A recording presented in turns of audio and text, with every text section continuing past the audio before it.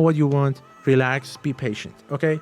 Okay, when you open up SolidWorks, whether you're working with 2024 or 2012, doesn't matter. The differences are not that big. Every year they introduce a couple of new features and they fix a couple of shortcomings. Some of the features that I would use in this video belong only to the 2024 version, although they're not a lot, and I'm gonna clarify those. Obviously, I'm gonna teach you the way that you can do it on your SolidWorks as well if you're not working with 24 and you're working with an older version. So don't worry about that. First thing first, just like almost every software out there, we're going to click on new and we come up to this page. If you're seeing something like this, it's because you're looking at the advanced mode. Just click on novice and look at this window. What is this? The 3 mods that SolidWorks can offer you. Part to create singular parts or multiple parts, doesn't matter. Assembly to assemble those parts that you have created together, and drawing to create a 2D technical drawing, define the tolerances, define the dimensions, and so on. Naturally, we're going to start with parts. Just double click on that or click OK. Either way, it works. And we come to an empty canvas in SolidWorks part mode. There are so many colorful icons and options and links and this and that. I get it. When you're starting with a new software, it's overwhelming. If you are completely new to the world of 3D modeling, you are in the right place. Stay put. And if you're coming from a different CAD package, for example, Inventor or Fusion 360, and you already know a couple of tools, you have seen Extrude, kind of know what it is and what it does, you're just not sure how it works in SolidWorks, please unlearn everything you've learned. I've worked with those software too.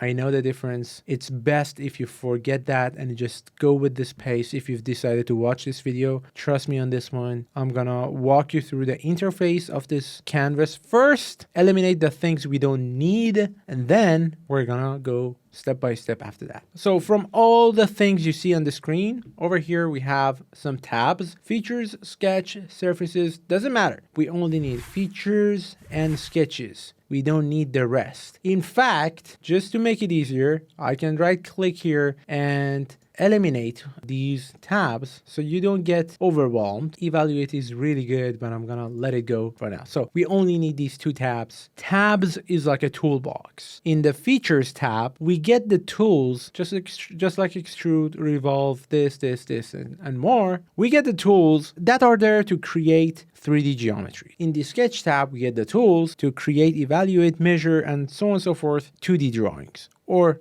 3D drawings, not objects. Features for 3D objects, sketch for sketches. So that's that. Over here, these options here have 0 impact on the object you're modeling. They cannot change it. It's just to change the view, the perspective, the environment, the lighting, the camera, the shadow. So forget about that. At some point when you're good and ready, we will come to these and we will cover it as well. These options on the right too, you could forget them too. You don't need it. Just look at the big empty canvas. Over here, we have some managers. They are tabs, but they are called managers. And there are more. If I expand this, you will see different ones. We don't need any of them except the first one, which is the feature manager, and the second one, the property manager. I cannot hide this, just ignore this. They don't matter. We just switch between these 2 and I will tell you why. So 2 tabs and 2 managers. That's all you need to get started. When we are on the feature manager, we get to see the design tree. You can see some default settings here, and I'm gonna go over all of them. Part 3 default is the name of this new component that I've started here. It's obviously empty yet, but the name is here. History, you don't see this, go blind, doesn't exist. I want you to ignore it. Sensors, ignore. Annotations, ignore. Material, it's there, do not ignore. 3 planes, very important, and origin, ignore, right? Okay, ideally, if we wanted to jump to the conclusion of creating a gear, I would have said, design me a gear, and a gear should have appeared here, but it doesn't work that way. So how does it work? This is very important. Pay extra attention to this. To create a 3D object in SolidWorks, you do need a 2D sketch first. In order to draw a 2D sketch first, you need to select a plane first. So in order to create a 3D object, the first step is to define a plane. draw a 2D sketch, then convert that 2D sketch using the tools you get into a 3D geometry. So step 0, which is selecting planes, is easy because we have 3 here. And if you don't see them, it's because we are way too zoomed in. I can just zoom out and look at the plane. I have not forgotten about the zooming in or the navigation. It comes in a second. I have to just select it by one time left clicking on that. Just left click, left click, left click, left click. Doesn't matter. We want to start drawing on the front plane, so let's do that. I go to the sketch tab, I click on sketch, the plane turns and it becomes perpendicular to the monitor in front of me. And that's good, because we always have to look at our sketch perpendicular. And I remember when I was a beginner, and a lot of my students make this mistake of not caring if you're looking at your plane perpendicular or at an angle. When you're working at an angle, when you draw a circle, it looks like an oval. Look, it is a perfect circle, but it does look like an oval because we are not looking at our plane perpendicular. SolidWorks is a parametric software and it does not offer a 2D plane. It's a 2.5D technically. So we are looking at our front plane perpendicularly and we don't have anything on it yet. Ignore, I'm just going back to where we were. Good. There are some default settings in SolidWorks that eventually I will tell you to change for your own sake. We want to draw 2 circles. So obviously I go to the sketch tab, click on circle, place the first one on the origin. As you can see, there is a tiny yellow square next to my mouse cursor. And if you pay attention to it, there is a symbol in it. That's a coincidence symbol. Pay attention, the square is yellow and I will tell you what it means and what it does. But one left click, look, I'm not holding the click on the mouse. I just clicked on it once. Now I can just change the size of the circle. And wherever I click, the circle is ready. You can see my mouse cursor looks like a pencil with a symbol of a circle next to it. It means the circle tool is still active and I can place another one here and create a second circle. Then I press escape on the keyboard to exit the circle tool. Now look at it. And I want to draw a rectangle. Click around it. The circle, both of them, are equal with a diameter of 45. Ignore the units. I will tell you how to change the units later. In fact, it's easy. Just come down here, click on custom, and pick the unit that you want. I'm working with MMGS. Okay, something happened and I will tell you what happened. The sketch that was in blue just turned into gray, and that's a shift in being active or deactivated. I'm gonna double click on the sketch, go back to the active mode so I can change it. Don't worry, I will not leave any stone unturned. Bear with me. I said the diameter of both circles should be 45. So I go to Sketch tab, Smart Dimensions. Smart Dimension has an arrow underneath it, which offers different type of dimensions. Horizontal dimension only, vertical only, this only, that only. When you click on a Smart Dimension, it gives you all the dimension tools in one. So when you click on a circle, it turns into the diameter mode. So 45, like this, 45. And when you select on a side of a rectangle, it turns into the length tool. So 200 and 100. Press escape to exit the smart dimension. Look at my mouse cursor. My question for you is, how come the first circle is in black and the rest of the sketch in blue? It's really important to know this because a sketch in SolidWorks can have 3 different states: underdefined, fully defined, and overdefined. What we need is fully defined as beginners only, always. It's a good practice to learn to always fully define your sketch. Later on, when you become a little bit more experienced, you could work with underdefined too in some cases. But what is underdefined? What is overdefined? A fully defined sketch like this black circle is a sketch that is fully defined and has no degree of freedom. I cannot change its size. I cannot move it. And if I try, I get this message, cannot drag the selected item is fixed. On the other hand, the rectangle does have height and a width dimension, and yet I can drag it around. I can put it here and I can put it here. It's because it's underdefined. It means there are degrees of freedom to change it. Just like this circle. Why despite having the diameter it is in blue, it's because I cannot change its size, but I can move its center.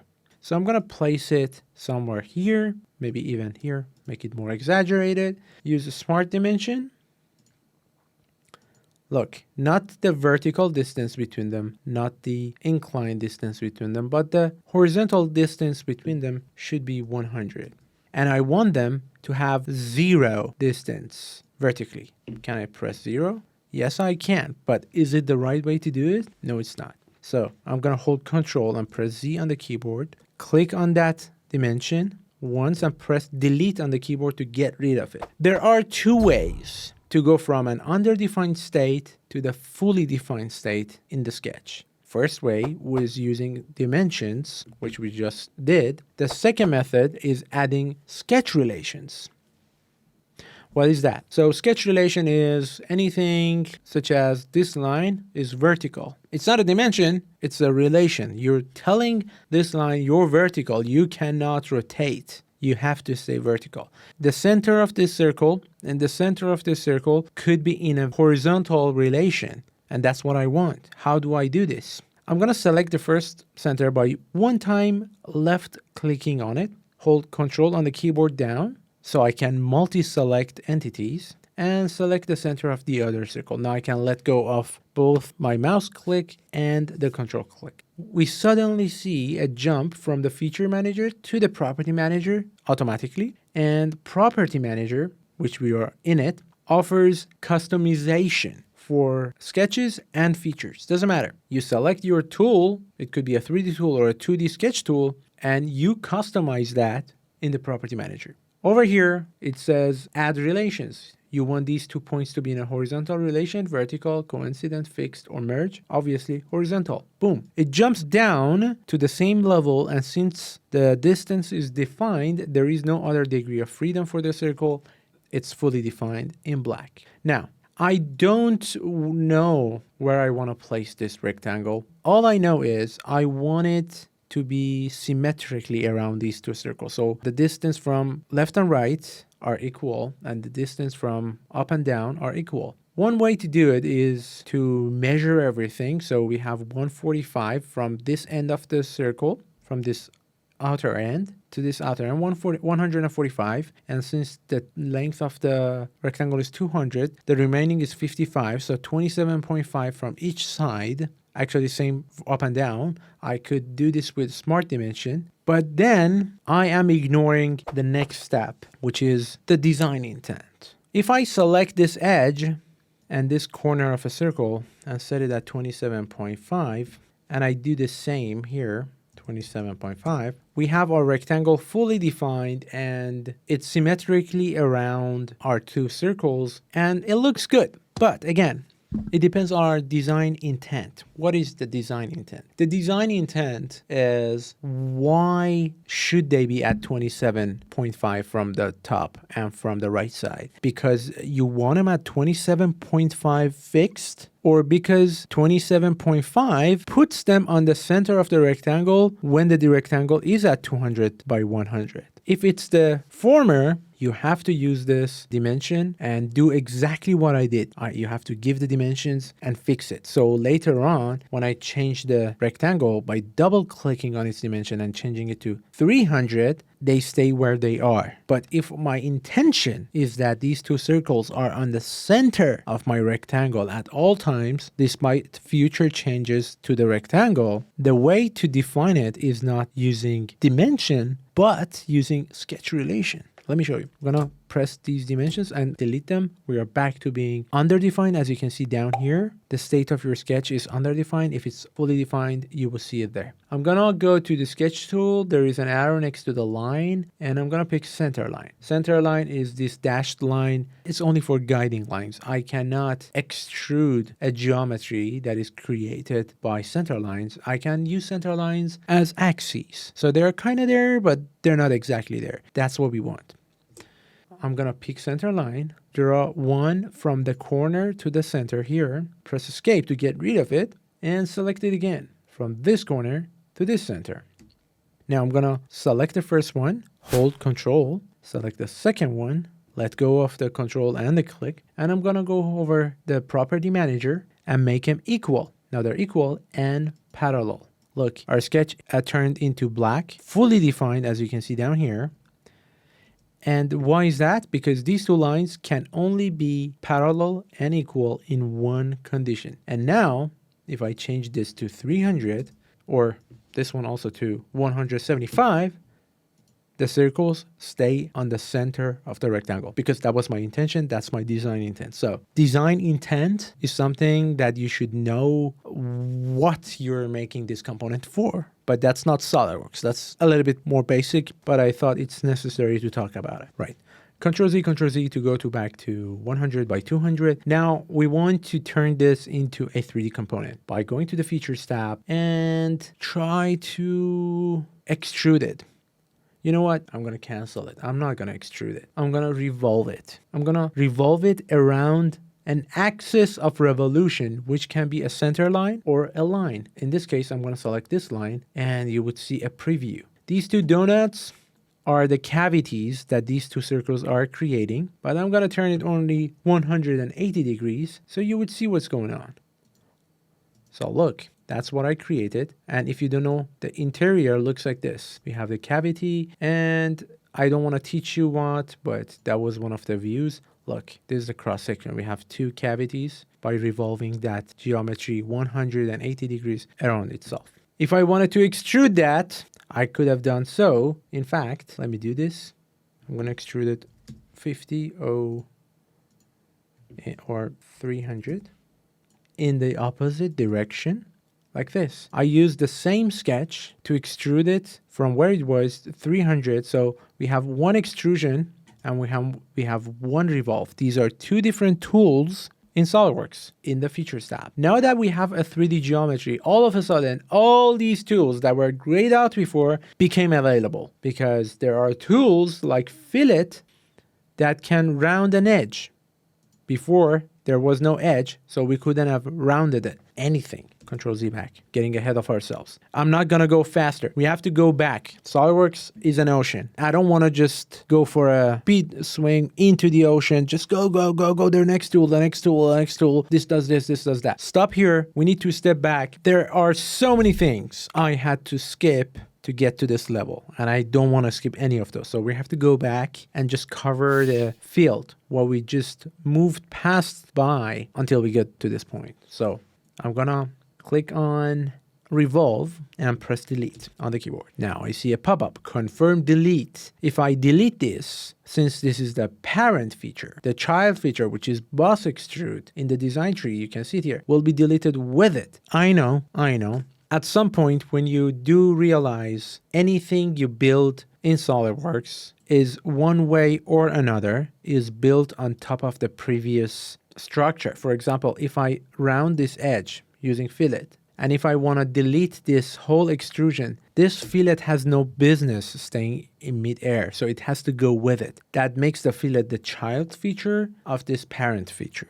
Now, once you get to know this, just do yourself a favor, click on Don't Show Again. You don't want to just see pop-ups all the time. It's so annoying and it's very time consuming. Just click on Don't Show and click Yes. I want everything to go with it, only the sketch. Now, I want to bring back your attention to the sketch in the design tree. That was just a preview of what we were doing. The sketch exists in the design tree. Now, if I extrude this, by the way, that was a very good thing that just popped up, and I'm glad it did. When I clicked on extrude, I saw an error. Oh, why it doesn't extrude it? Read it. Don't run away from this annoying yellow message. It says, select a plane on which to sketch is, or an existing sketch. We have an existing sketch, and boom, select it, and it would extrude this. But somehow it is ignoring the holes that these two circles should create. What should we do? Well, let's see. So we are extruding this, and I will come back and fix those and click OK. Now, the point is the sketch 1 that used to be on the design tree is now disappeared. Where did it go? It's underneath this feature. The sketch is now underneath this feature. If I delete this feature, the sketch will remain, which I just did a couple of seconds ago. But if I delete the sketch, feature has to go with it. The child and the parent thing, right? In this case, I'm gonna delete the feature only, and stay with the sketch. Try to extrude it and fix these two. Why SolidWorks is ignoring these two sketches? Because, by the way, look, let me just do it again. I click extrude, select this, look at this. I am on the design manager, feature manager. When I click on the feature, it pops into the property manager. Select the sketch, still on the property manager. Over here, we have selected contours. The selected contours is this edge. Obviously, that's why it only extrude that. I can select an area or sketches. I'm gonna select the area, and now, look, it's only extruding the area between it. Okay, let me just decrease the number so you see it better. Or I could do this, and remove this. I could do all, select the closed area in the selected contours of this extrude. In this case, I wanna do it like that, and click OK. Right.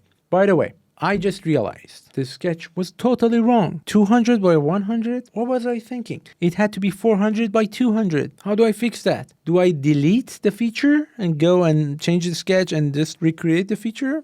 No. I have two options. Either open this feature on the design tree, just one time left click on the sketch to see this pop up and click on edit sketch, or do it more like a pro and save a couple of seconds. Just directly one time left click on the feature, and instead of edit feature, click on edit sketch. Now I change this to 400, double click by 200.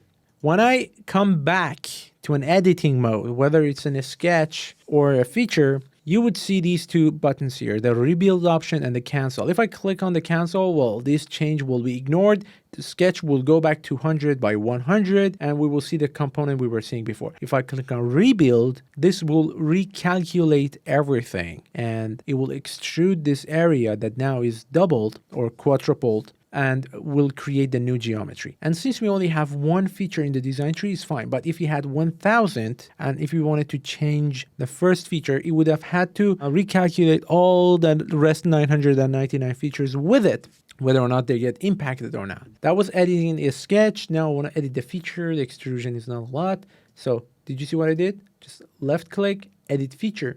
So I come back to the edit feature, turn it to 100, and extrude it. Now, before I click OK, I want to give you a golden tip that I give all my students, and that is this. This is the property manager of Boss Extrude, and I'm going to close all its tabs. We have the From tab, Direction 1, Direction 2, Selected Contours, and a couple of more fields that you don't see here yet. Go back to Direction 1, where we define the value of extrusion. I highly recommend you to change it from blind to mid-plane in the beginning, and I will tell you why. Do it to extrude your things, your geometries, using mid-plane. And going back to the sketch, look at this. This is not the right way I would do it myself usually, but in this case, I'm gonna leave it there. It's fine. The reason is, when you extrude your sketch using mid-plane, that is symmetrically in both x and minus x direction, or z and minus z, doesn't matter, you are allowing one of the three default planes, in this case, the front plane, to cut your component exactly in half. And this is useful in a lot of ways further down the road. If you want to look at the cross-section of your view, you already have one default plane cutting it in half. If, in fact, if you do your sketch on the center, you have more than one plane. Look, I have two of the three planes cutting my component exactly in half. Two of them, I owe it to the sketch, and the third one, I owe it to the extrusion. Unfortunately, my sketch is not fully on the center. That's why I get one plane in half. And the second one, which is the right plane, or the third one, sorry, is not cutting the component in half. It's just cutting it from a cylindrical or the hollow point in half. Why is it important to have one plane in the center? Remember a couple of minutes ago what I said, to create a 3D geometry, you need to have a 2D drawing. And in order to have a 2D drawing, you need to have a plane. Now, I was not being fully thorough with you. You do need a plane, or you can use a flat surface. A flat surface of an object like this is as good as a plane. Remember when we click on the front plane, we went to the sketch tab and we activated the sketch? I could do the same by selecting the flat surface, go to the sketch tab, activating the sketch, and start drawing on it. I will tell you how I did the rectangle in a second. Okay, so I just give it 50 and the distance from this side to this side, 150. Right now, I'm gonna go to the features tab, and just like all these tools that we see here, extruded bus, revolved bus, swept bus, lofted bus, boundary bus, we have the extruded cut, revolved cut, swept cut, lofted cut, and boundary cut. The reverse version of these. They add material, they remove volume or remove material. So I'm gonna extrude cut this drawing, not mid-plane because there is nothing up there. So I'm gonna change it back to blind and go 25 down and click OK. Right? Now, allow me to do something very quickly. Delete everything, extrude this for 300. Again, open, click on the sketch. This is a little bit advanced, but I'm teaching you this. And revolve it around this edge, 180. And click OK. Right, if I show you the cross section, this is how the cross section would look like. And we have it here. Now, maybe extrusion was not big enough, edit feature, change it to 500 and click OK. Good, good, good, good, good, good, good, good. Now, I'm gonna change the color. This is not an important thing to learn, but maybe not unimportant. And how to work with color tool, you have some options to change the color of the whole solid body or just one surface, or let's not get into that in this video. At this point, you are, I assume, still beginners, but pick a good color and click OK. I am going to save this component, which is a good point, doesn't matter. Right, I'm gonna call this part 3, and let me tell you something very, very crucial. If you're working with SolidWorks 2024, if you save your component as the default format, you would see SolidWorks part SLDPRT. That's the typical SolidWorks format. But if you're on SolidWorks 2024, it means only other users working with SolidWorks 2024 can open your component. Those working with older versions cannot. It has always been like this. If you're working with 2023, a 22 cannot open your component. And a lot of times you're working with vendors, colleagues, friends, classmates, and you need to exchange components. In order to exchange components, you either have to have the same version of SolidWorks, or you can just agree on a middle ground format, something like step, which you can find almost down here, like step here. Every CAD can open it. However, SolidWorks 2024 has introduced something very valuable, which we always wanted, and that is you can save it as 23 and 22 as well. If you know a colleague is working with 2 years older version of SolidWorks, save it as a 2022 so he can open it. I am just going with the default, save this component, boom, we have it here. We wanted to draw on the surface as well. So let me just do this again, pick rectangle.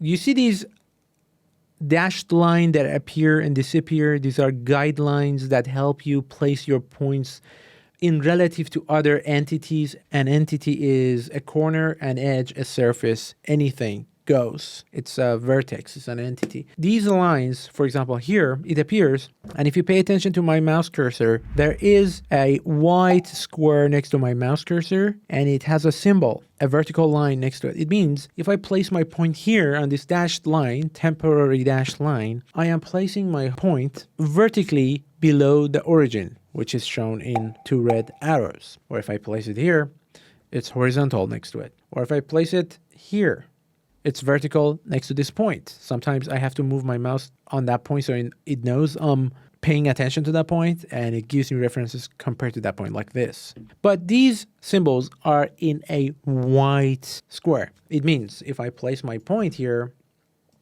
and press escape, this is not fully defined. I have not added any sketch relation. It was just a suggestion, my suggestion. I can still move it. But let me just delete it, go back to square, place it on the edge, for example. You would see that symbol is not in a white square, but it's in a yellow. When it's a yellow, you're directly applying the sketch relation to that sketch. So just like this one, and that's a coincidence symbol. It means I cannot move this point from that edge. I can move along that edge, move it along that edge because it doesn't have any dimensions, but I cannot move it away from that edge. So let's just assign one dimension to it, 100. From here to this edge, 100.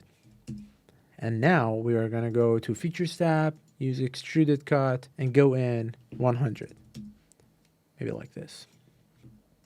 Yes, so this is our component. Now, I am going to save this component and I'll leave it like this. And I'm gonna go to the navigation. How am I rotating my components like this? How am I rotating my components like this? I'm kidding, you cannot learn that. You need an extra tool for this. But first thing first, rotation. You have a middle mouse wheel. When you rotate it upwards toward your monitor, it just pushes the component back. When you rotate it towards you, it will bring the component into your monitor. So zoom out, zoom in, right?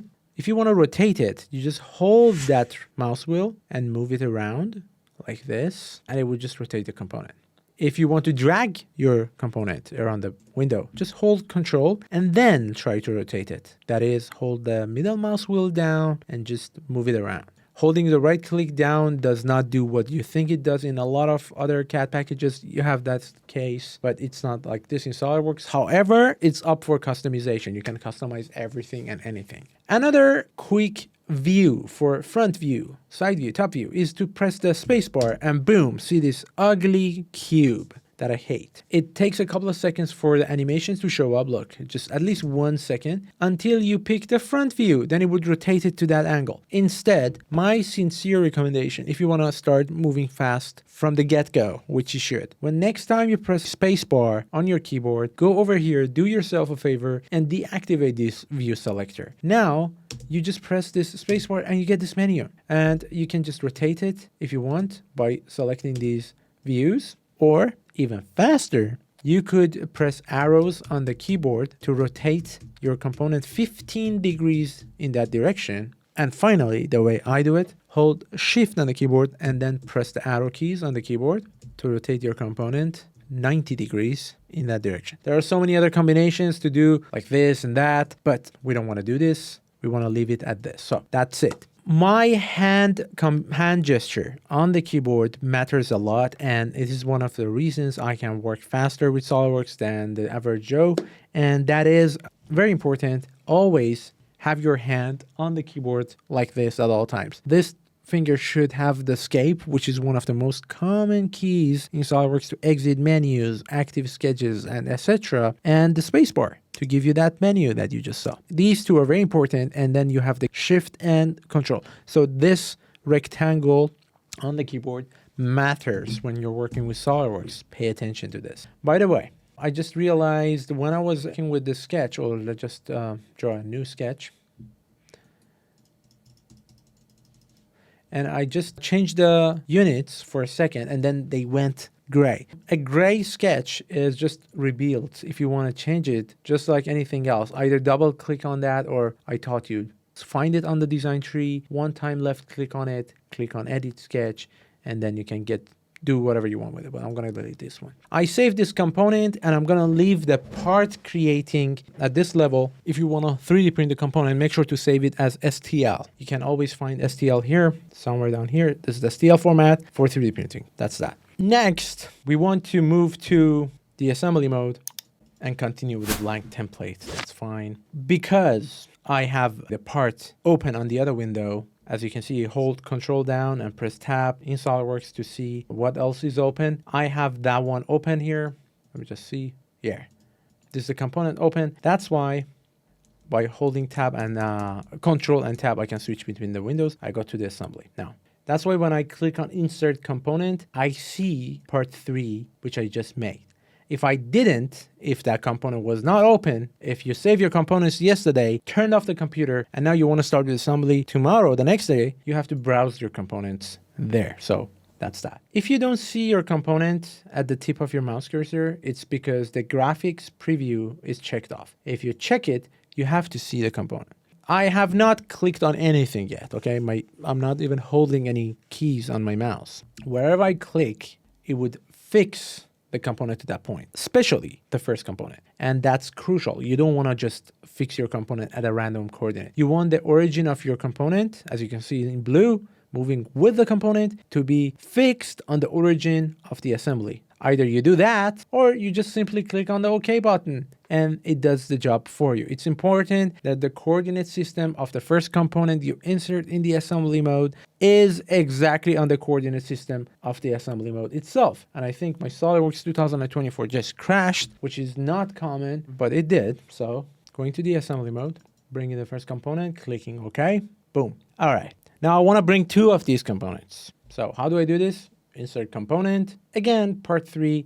And this time, since this is the second component, I can place it anywhere I want. It does not get fixed. It's floating. How do I know this? The first component has letter F in parentheses, which is fixed. The second one has a dashed. It means it's underdefined. It's floating. You can either float or fix a component in assembly. It's just like underdefined and fully defining it in the sketch mode in the part. Now, I can drag this component by holding the left click on the mouse and letting it go wherever I want. If I want to rotate the view, I would rotate the view, but not the component. And if I wanted to rotate the component, just like rotating the view, I would hold down the right click, not the middle mouse click, the right click on that component and move my mouse like this. So that's how you can do this. I just rotated it and I'm going to drag it here and almost place it here. Now I'm going to mate these two components together. Before I do, one quick thing, assembly mode in SolidWorks is nothing more than a bunch of relations that you apply between two or more components. That's it. So next time you create an assembly that looks good, and if you want to send it to a colleague for evaluation, sending that assembly file alone is like sending a bunch of codes that he cannot open. You have to send all the single individual components that are used in that assembly along with that assembly file. So you need to send the assembly file and every individual components with it. So when the guy or the girl opens the assembly, it makes sense. Otherwise, they open an empty canvas. I said that. I know you're going to ignore it. I know you're going to have some questions. I'm going to look around because most people, despite me saying it, don't even listen. But I said it again. Anyways, I'm going to place these two the way that it makes sense, and that's mate. Mate applies different types of connections. It has 3 different tabs of standard, advanced, and mechanical. Forget the last one. We start on default on standard, and you see some mate types. Mate types apply to some entities. You cannot apply a mate to one component at a time. Sorry, to the total of one component you can do at a time, but you have to do it to its surface or its corner or its edge or its axis or plane. You have to apply it at entity level. For example, I want this surface to be coincident to this surface. So I just selected them both, as you can see here, and SolidWorks decided you probably want to have them coincident. If I'm wrong, change it here or change it here. But I guess you want to have them coincident, and he guesses it right most of the time. So that's one. Now I'm going to drag this one a little bit away. As you can see, I cannot drag it up and down. Believe me, I cannot. But I can move it back and forth because I have eliminated 1 degree of freedom. Now I'm going to select this face while the mate menu is open and select the other face. Good. Click OK here or here, doesn't matter. And then I'm going to select this face and this face. Okay, that's fine too. And click OK. The problem is this fully defined, the component is fully defined. As you can see here, it cannot be moved. The problem is these 2 cavities are not aligned. We wanted them to be aligned. How do we do that? Let's just show you. It's important to know any change you apply on the part level will reflect on the assembly level. How do I do this? Just select the component I want to edit. In this case, they're duplicated, so it doesn't matter which one. One left click. I go here and I find edit part. So I click on that. If you want to do that, you have to save your assembly first. Fine, save it. Now take me back to the part level. Not here. SolidWorks 2024 just surprised me. I don't want to change it here. Just a little bit more advanced. So the way I do it, one left click here and I click on open part instead. I'm going to edit the sketch that created this. Either I can find it here or I can just select on something that only belongs to that feature, which is this wall, is only made by this cut. So I do this and I click on edit sketch. If you think it's too overwhelming, just find that feature, open the sketch, click on edit sketch. Same thing. The distance from here to here is 100 and this is another 100, and from here to here is 300, so a total of 500. We want this to be in the middle. It has to be in the middle, so the center of this would be at 250. It has 50, so this should be 200. Double click 200, and now it's exactly in the middle. if my calculations are correct. I save this Control S, then I go back to the assembly and I will see these two are aligned and you see this pop up, don't show again. Yes, apply the changes. Now look, I changed one component since this is duplication. It's here and it's fit. Boom, this is our assembly. Okay, now let's just save this assembly and take it to the drawing level. Go to File, make drawing from assembly. Okay, so when we do this, it would just bring the assembly to the drawing sheet, and as I can see it, it is on a scale of 1 to 1, super big. So obviously we don't want that. Let's just do it 1 to 5, so it would fit on the screen. And I'm gonna delete it. That was not the good view I wanted to have. I wanted to have the top view, the side view, and the bottom view, or the front view top. And click on that view, change the scale, change it 1 to 5.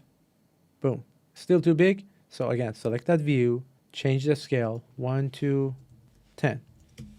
Good. Now I can drag this view up and drag this view to the side so they would fit on the sheet.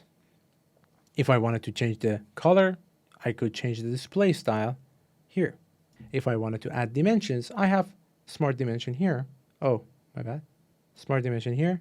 I can just assign dimensions like this, or like this, like this. I'm not adding the right dimensions, okay?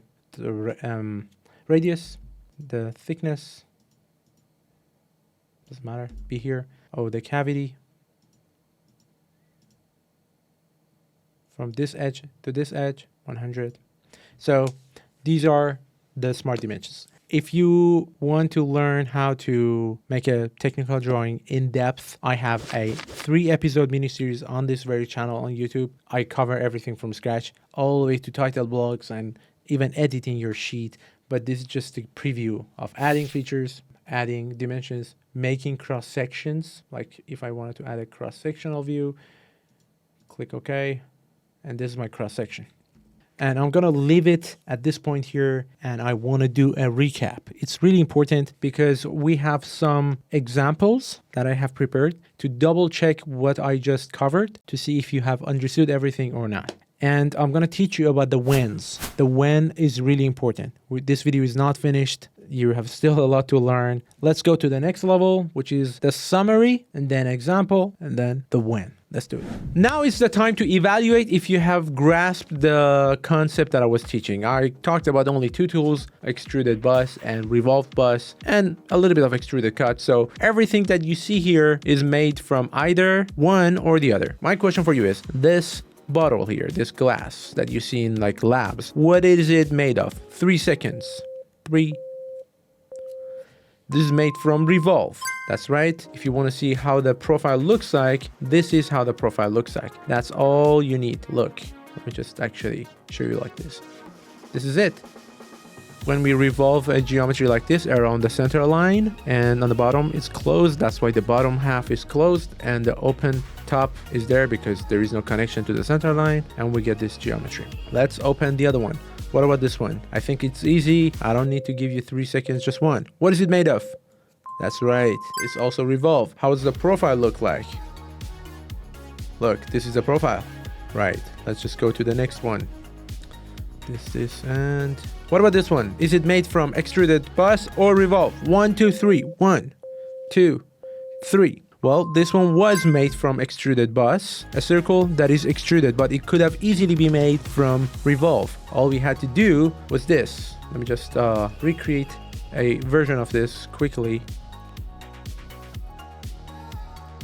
And just to make sure they're not exactly on top of each other, I'm going to revolve it on the other side and I'll merge it.